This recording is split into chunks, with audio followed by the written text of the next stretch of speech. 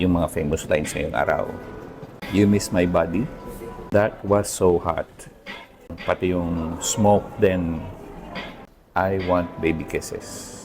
Sa totoo lang, normal naman ito sa mga couples. Either married, mag-partners, o magjowa pa lang. Pag wala ito sa isang relasyon, napaka-dry, boring, walang excitement, matabang. I'm not talking in defense of Maris or Anthony or Rico. Nagkataon lang na mga celebrity sila.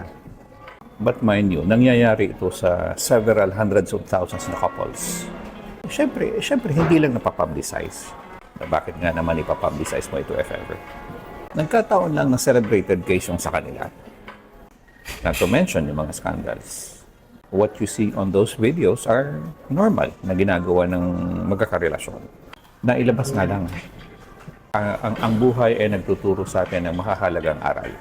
Ko si Maris, si Anthony at si Rico. Lahat naman sila, katulad natin, ay may karapatang pumili kung sino ang gustong makasama nila sa buhay. Kung sino yung kailangang i-let go para mag-move on. Hindi mo naman pwede pilitin ng isang tao sa hindi niya gusto. Breakups are always painful, but it prepares you for the next opportunity, next relationship, next partner.